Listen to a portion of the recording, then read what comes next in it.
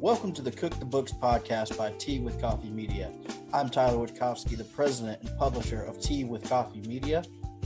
And I'm Kelsey Ann Lovelady, the vice president of marketing. Back in 2021, we took our experience as independent authors and used it to create a publishing company with our friends.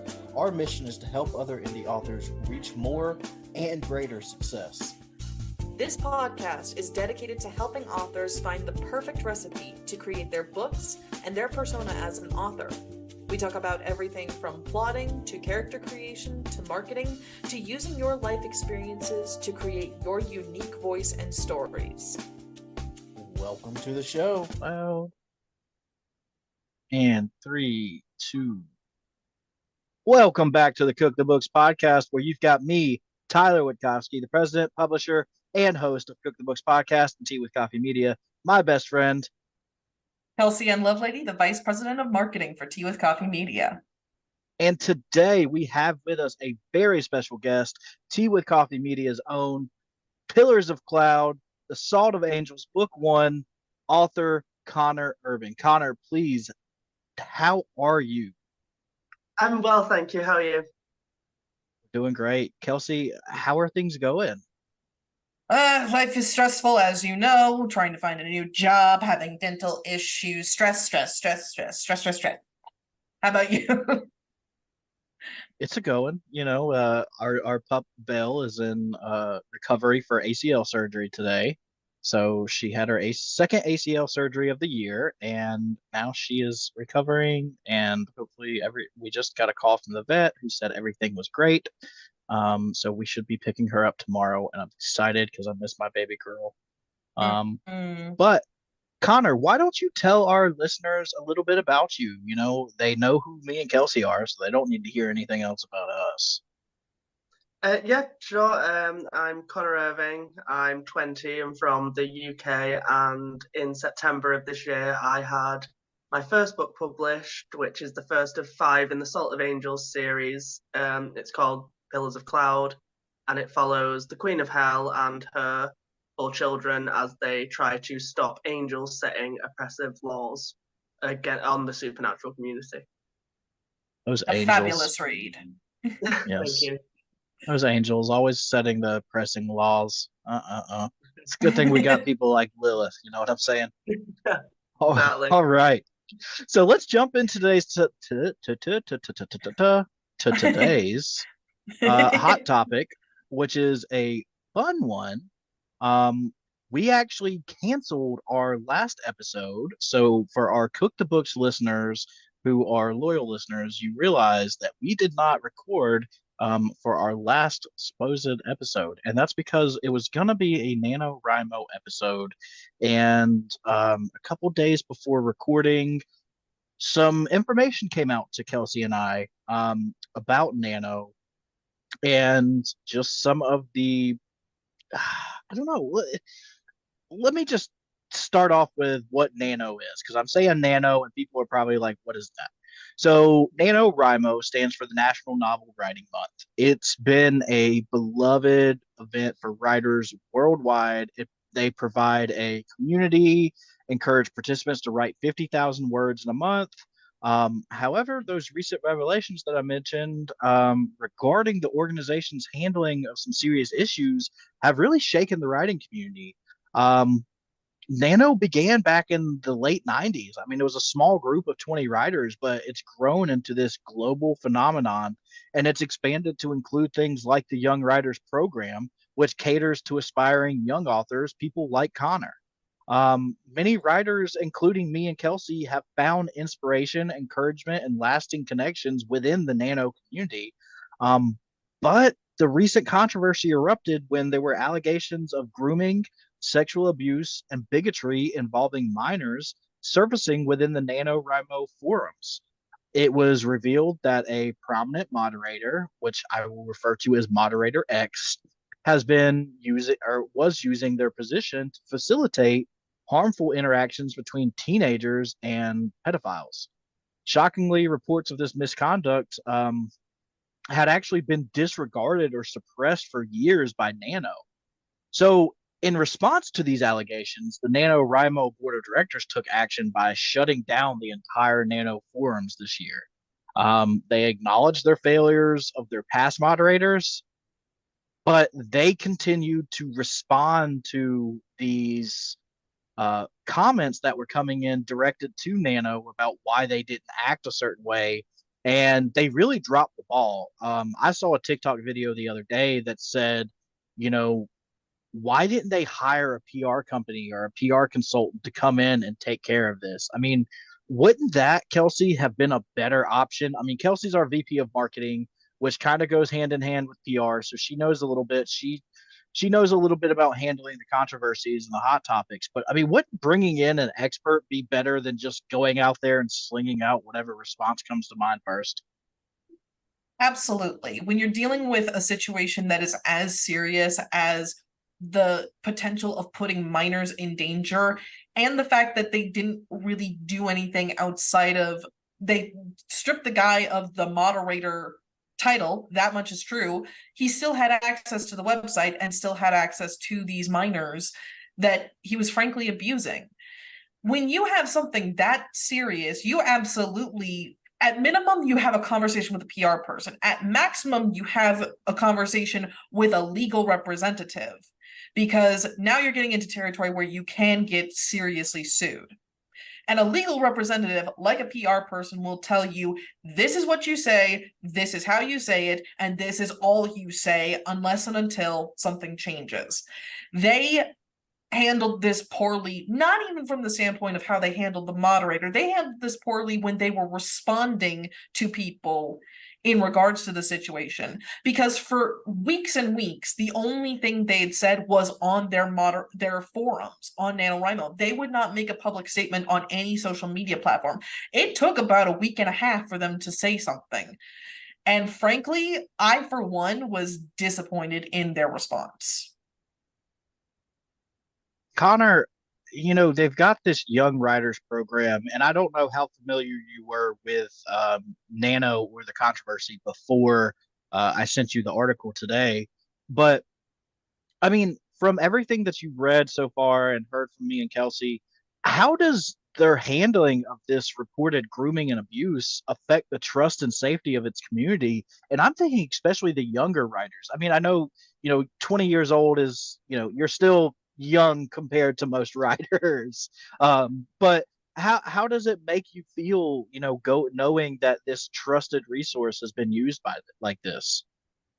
Well, I was quite familiar with Nano, and even earlier this year, I was taking part in Nano, and I had like a message of someone who mentioned what was going on and immediately withdrew myself.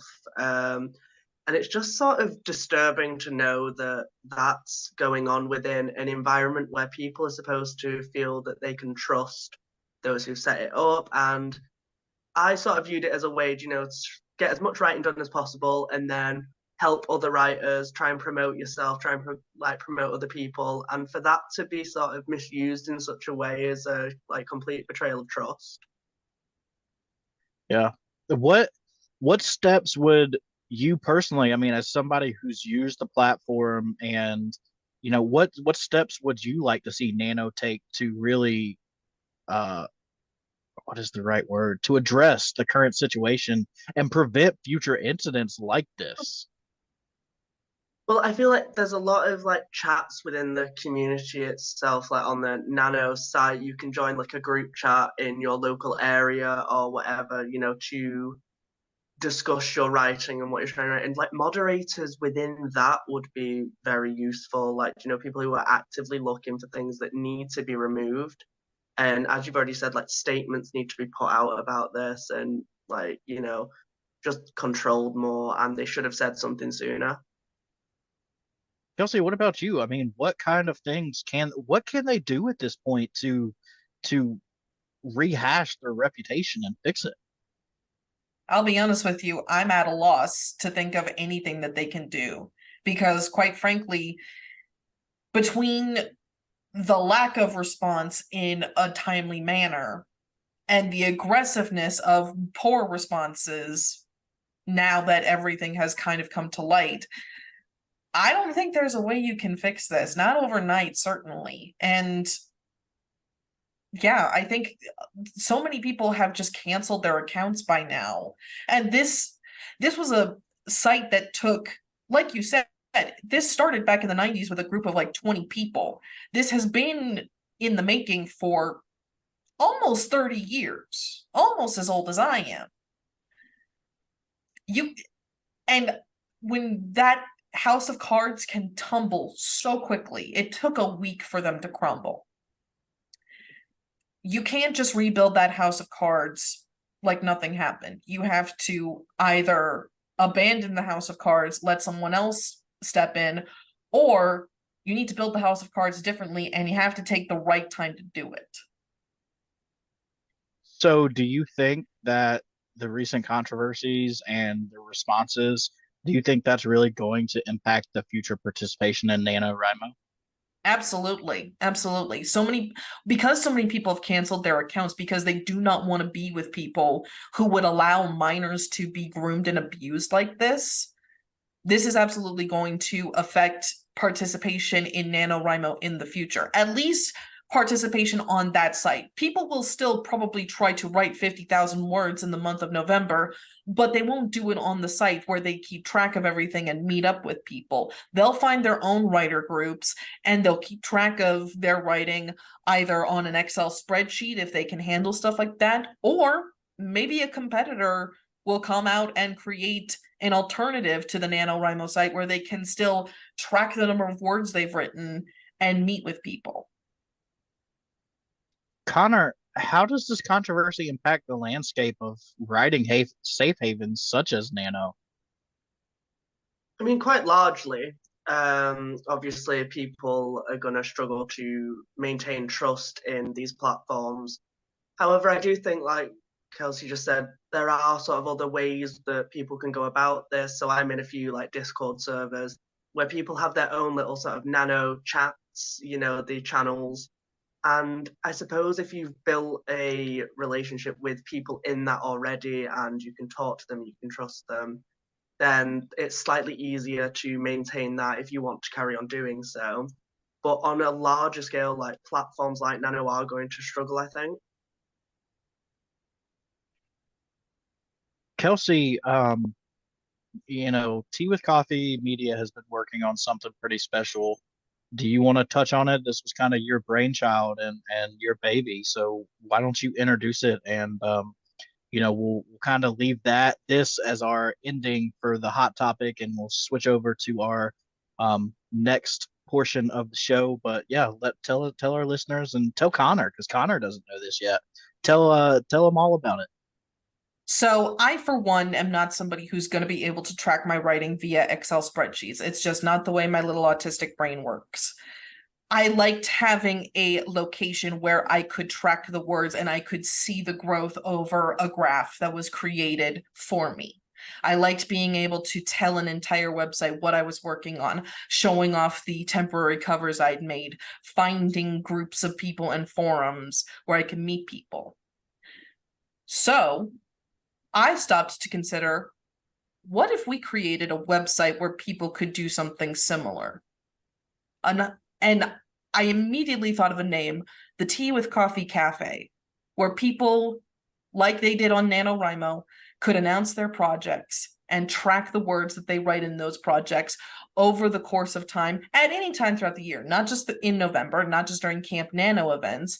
And it doesn't have to be 50,000 words in a month. It can be 100,000 words in a month. I bet Connor would be able to do that, given the size of the manuscripts we've seen from him. But that is something that we would like to see come to fruition within the next year, is to create a site, create a site where people in the writing community can track their writing on a project and connect with others so that they can find their community. Yeah, and in order to do this, we're going to need a lot of help from our community, from the people who want to see this happen. It's not exactly, if we do this, we want to do it right. And Kelsey and I have discussed, and financially, it's a big cost, but it's something that our team is willing to discuss and work towards. And with the support of the community around us, I think we're going to be able to do this. And it's not to do anything to shame NaNoWriMo, but to simply provide a resource that was so valuable for so long, and in so many different ways provide it um, to the community that we love so much. Tea with Coffee Media is all about building up the indie community, and that's what we try to do the most. So now we're going to take a break. And on this break, our listeners are going to watch something pretty cool done by our very own Yuresh. So be sure to check out this new ad created to advertise solely on the Cook the Books podcast. We'll be back.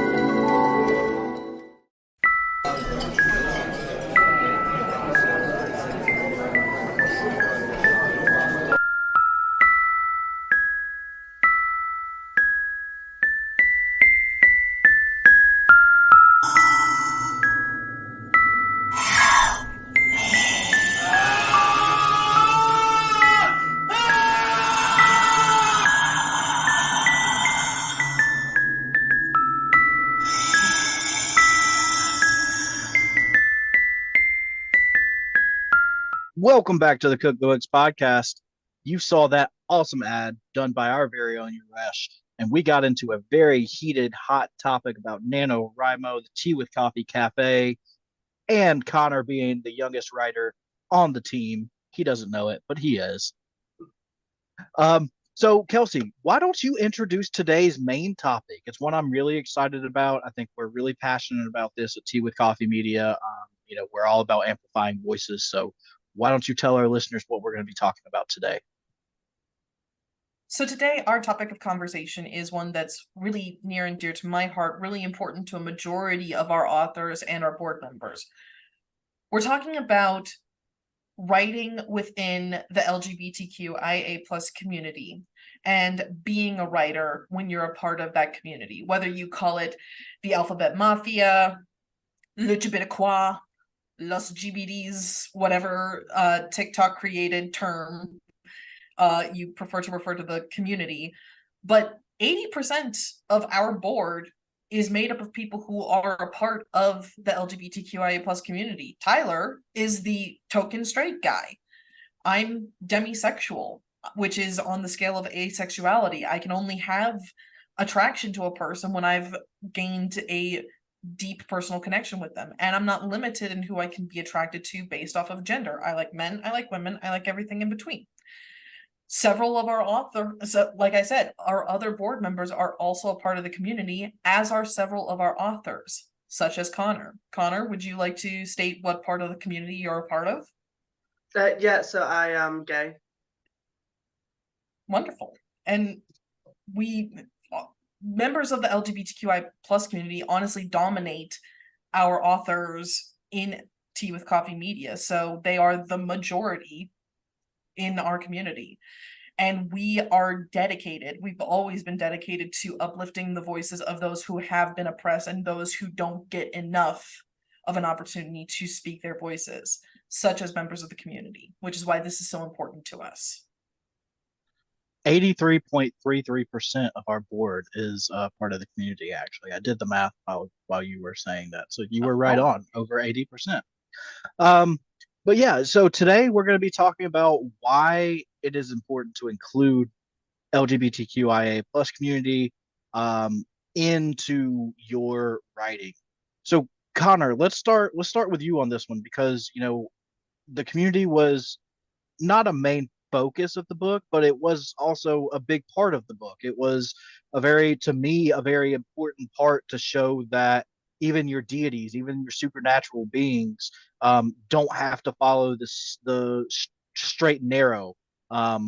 So, can you explain to us the importance of including those kind of characters and themes in your storytelling? What made you so passionate about it, and why do you think it's important for people to include?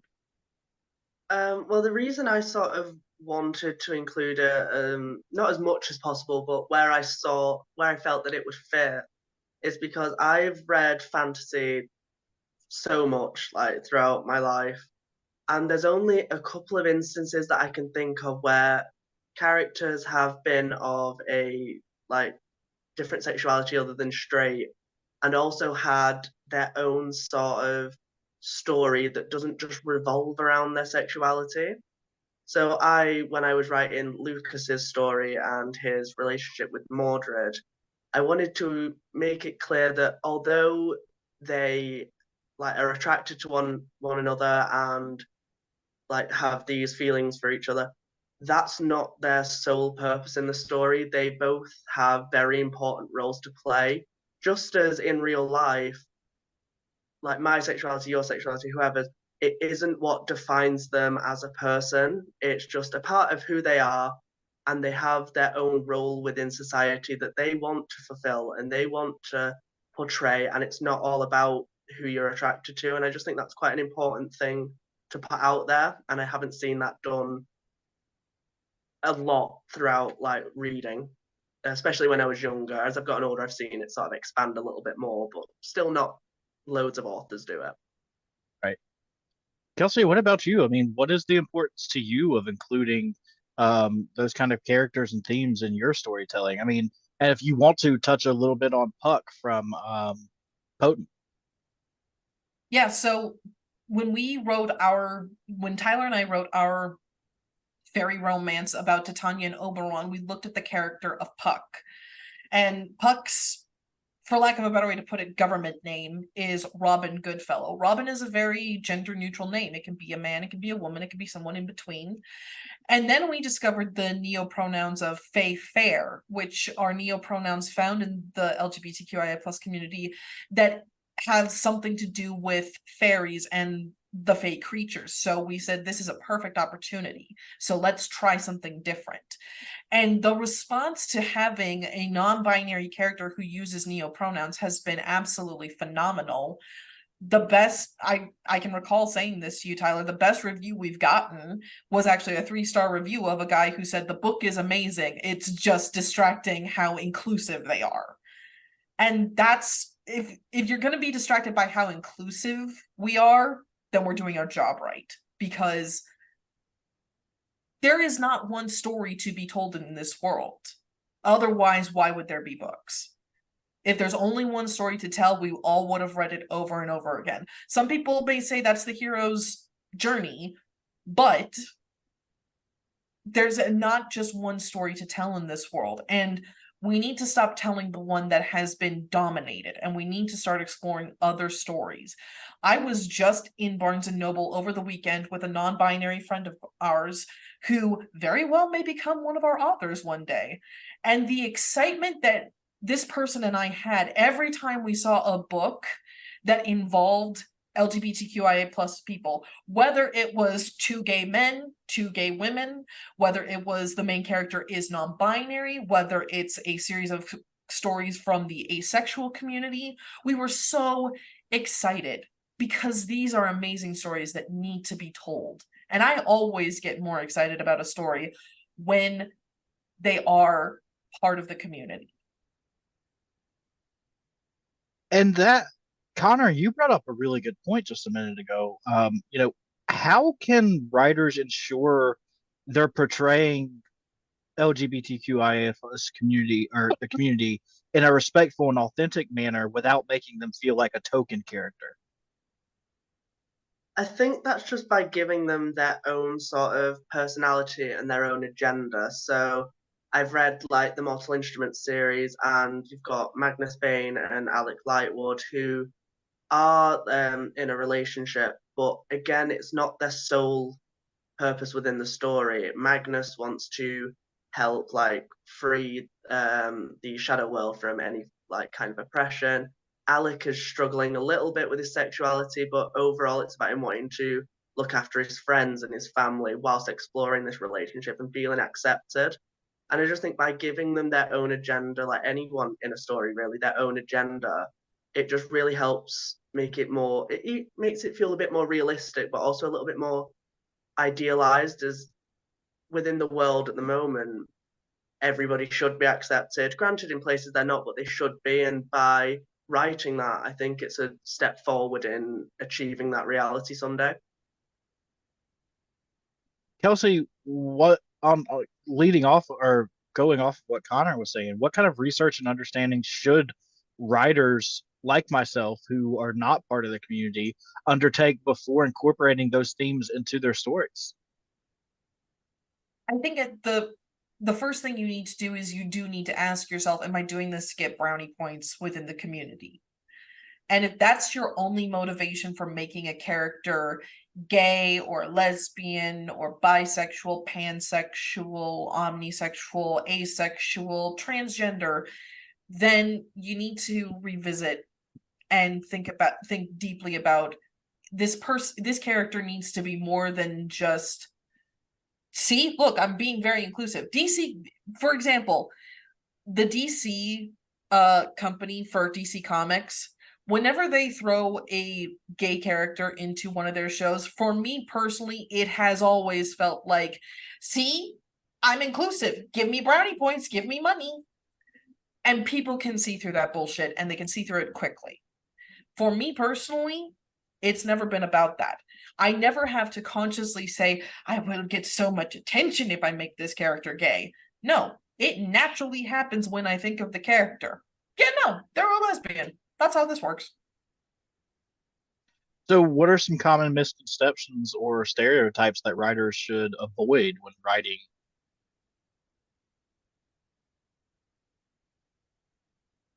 Well, I think at least in the case of like gay men especially, there's not one type of way to be a gay man or a gay woman, or like there are stereotypes certainly, and sometimes those stereotypes are rooted in reality, but you don't have to, not every single gay person or bisexual person or asexual person fits the stereotype that we've grown in our heads of what does this person look like.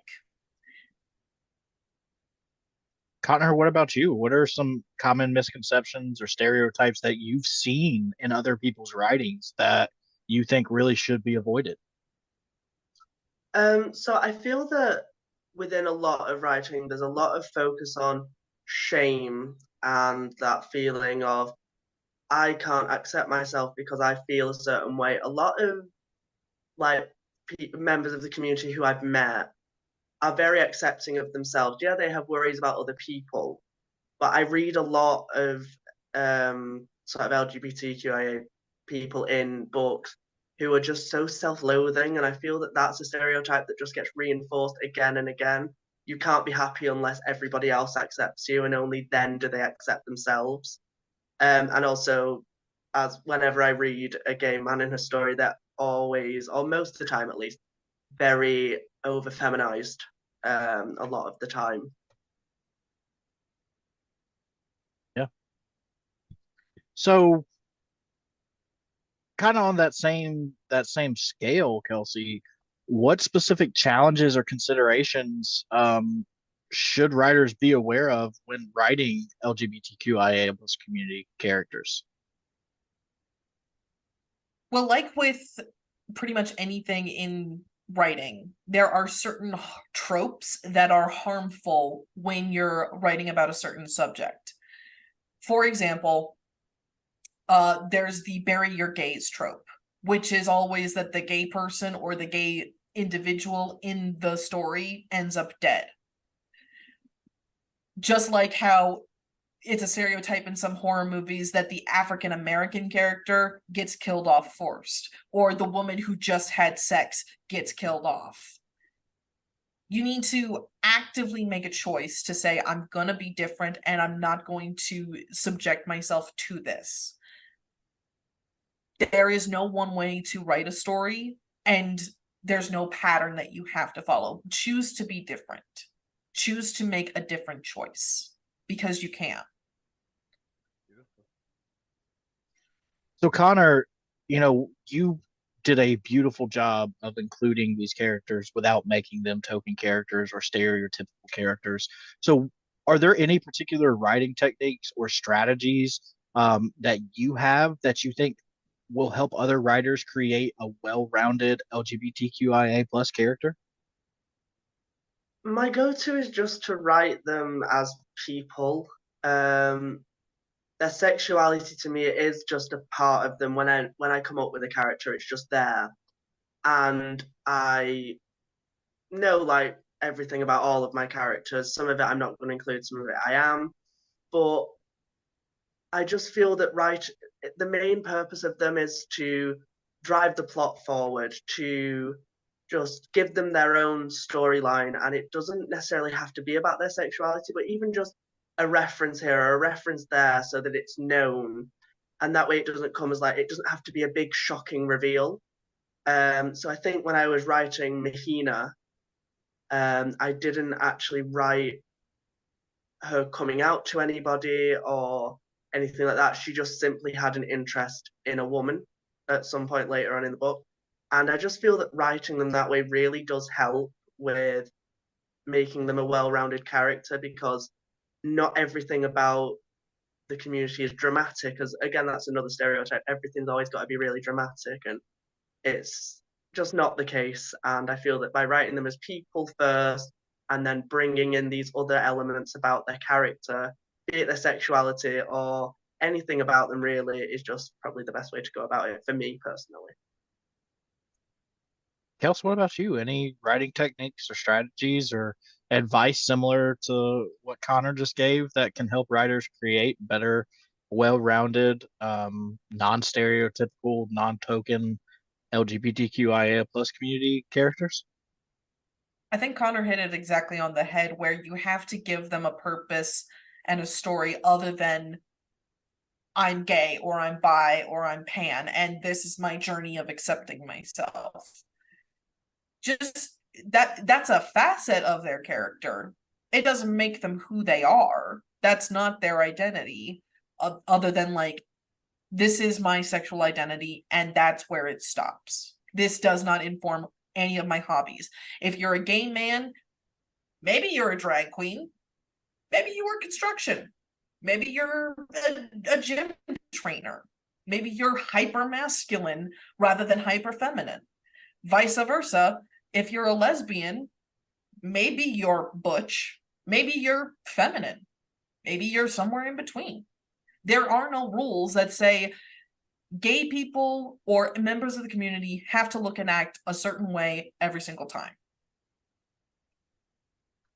So, Kelsey, what ways can inclusive storytelling like this benefit not only the community, but also society as a whole? We still sadly live in a world where in some countries being gay is perfectly acceptable. Unfortunately, we do still live in a country where it's a crime at the same time. The more we see of those stories, of the stories of the community, the better chance we have to see a world where one day everybody can just exist and be in the relationship they want to be in, consenting, of course, and not have to answer to anybody, not have to make excuses to your grandmother who believes in Christian mythology. I want to see that world where we stop hating each other for the stupidest ass reasons. Like, what color is your skin and who do you love? We need to see that world, and I'd like to see it in my lifetime. And that's why writing these stories is so important, because the more we talk about it, the more they have to acknowledge we exist and we're not going anywhere. Connor, what about you? What do you think, inclusive storytelling like this, how does it benefit society as a whole? I think Kelsey's completely right. It will eventually help us to just gain acceptance, which we shouldn't have to gain anyway, but it will help us gain acceptance in a world, and everybody can be who they choose to be or who they are, regardless of what sexuality they are or anything else that they can be judged on, really. And I also think it will just help with minimalizing or eventually getting rid of these stereotypes that are so built into society that no longer apply. Um, so what resources or support networks are available for writers who want to learn more about representation in storytelling, or for writers who may be struggling with their identity? I feel that like reading as many sort of books that are inclusive is a great sort of way to get started and doing your own research. I'm sure there's a lot of things online. In terms of like actual resources, I can't name many myself. I've not come across many, but I don't know whether you guys know more. Kelsey, do you know of any? Obviously, Google is free and it is your friend. But I honestly also think, like, since the creation of Tumblr, because I feel like the majority of the Tumblr community, certain blogs notwithstanding, is made up of people from the LGBTQIA plus community. That's where I started to see and find more of a community. And that's where I started to learn about, oh, there's something other than gay and straight. There's bisexual, pansexual, omnisexual, asexual, and what I ultimately found was demisexual. And that was what resonated with me the most. I guarantee you that every single person on this planet knows a member of the community, whether they know it or not.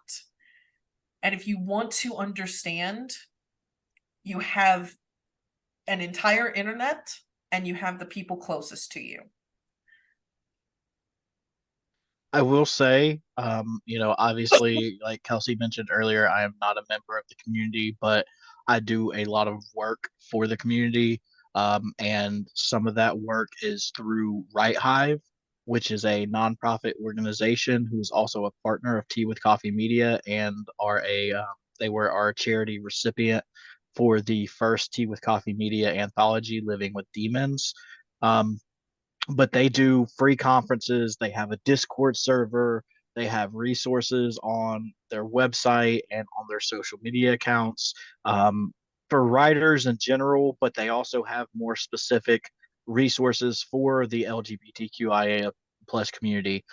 They do webinar or they do conference sessions on how, from writers in the community who write books that are of that genre and how to best incorporate those characters. So be sure you check out Right Hive because they are truly a great resource. And this, for you and Kelsey and Connor both, I recommend them highly. Kelsey, you've seen some of the work that I've done with them, and they're just an all around great organization. I think they're in a very similar position to ours, if not 100% of their board is made up of the community. So they're all about reaching out and also look at smaller presses and publishers like us and Inked and Gray Publishing and Creative James Media and Ravens and Roses who really embrace the community. There's so many others that I could go on for days about all the small presses that we love that support the community. But let's jump into our final question. This is more of a fun question for the listeners at home. So Kelsey, we'll start with you. Can you provide what is your favorite successful LGBTQIA plus representation in literature and what made it your favorite? Connor, Hmm. this one's coming to you next, so be thinking. Hmm. Well, I'm a big fan of Katie Roberts. I've previously talked about her. She writes spicy fiction.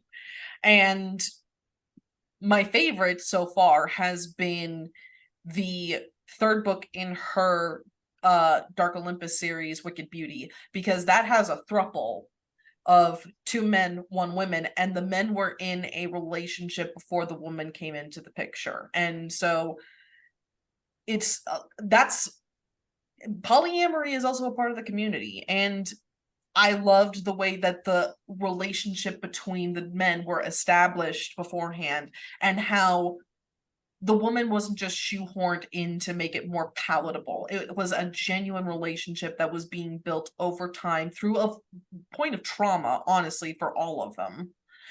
And it's such a healthy relationship that I've seen in books that are honestly dark romances, which we've previously established dark romances. Sometimes the heroes they have interesting professions that in real life would pop so many red flags.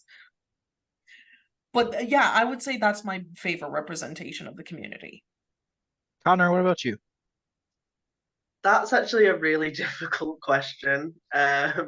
So, as I've mentioned before, Cassandra Clare and her sort of Shadowhunter universe, she has maybe 5 like series in this big universe, and throughout those, each one's like interconnected, and you've got pretty much every member of the community I can think of at the moment is involved at one point or another within that universe.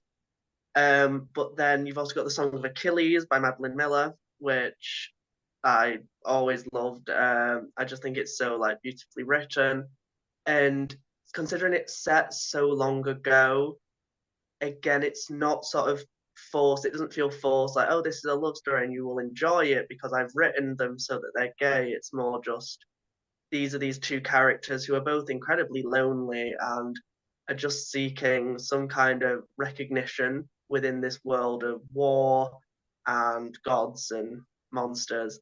So I think that's a very sweet one. And then finally, there's the Heartstopper universe, Alice Oseman, which I've only recently read, but again, there are so many members of the community within there that it's quite heartwarming to read, because that one especially I think is set in this not idealized world, but a world again that we can sort of look forward to, where yes, some people have a little bit of an issue with members of the community, but they are the minority at this point.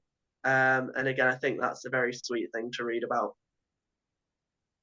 I'm just gonna say my favorite is probably Pillars of Cloud, by this guy named Connor Irving. I don't know if you've heard of him or anything, but yeah, that's probably my favorite representation. Shameless plug for Connor, because he wasn't going to do it himself, so I had to do it for him. That's a bad. All right. So, Connor, any final words for our listeners? Let them know where to find you. Let them know what you're up to. Yeah, just let them know whatever you want to let them know. This is your chance. Yeah, so on Twitter, there's my author account, which I think is at author_Connor_Irving_, and my mythology account, which is at the mythology, is it? Yeah, at the mythology manifest 1, and then TikTok you've got at the mythology manifest, and then yeah, pretty much anywhere else it's a similar sort of app. And then at the moment I'm working on book 3 of The Salt of Angels. Book 2 has been written. So yeah, that's what I'm working on at the moment. Book 2 is being read by Tea with Coffee Media for consideration. And so far I'm liking it. I'm not gonna lie. So you may be hearing from us very soon, Connor. Fingers crossed. All right. So we do appreciate you, Connor. We appreciate you, Kelsey. Both of these beautiful people have joined me, Tyler Witkowski, on the Tea with Coffee, on the Tea with Coffee Media podcast, Cook the Books. And here we are logging off for our, what are we on, Kelsey? 8? Is this our 8th episode of the season? I think so. Wow. Logging off for our 7th or 8th or something like that episode of the season. So until next time, I've been Tyler Witkowski. This has been Kelsey Ann Lovelady. And Connor Irving. And until next time, see ya. Bye-bye. Thanks for tuning in to the Cook the Books podcast by Tea with Coffee Media. Interested in supporting this podcast and our independent press? Be sure to follow us on Facebook, Instagram, Twitter, and TikTok to stay updated with all the latest Tea with Coffee Media updates. You can also sign up for our monthly newsletter by visiting teawithcoffee.media. Finally, visit our Patreon to get early access to the Cook the Books podcast, free access to all Tea with Coffee Media ebooks, and the chance to win cool prizes. You've been listening to the Cook the Book podcast with me, Tyler Witkowski. And me, Kelsey Ann Lovelady. Until next time.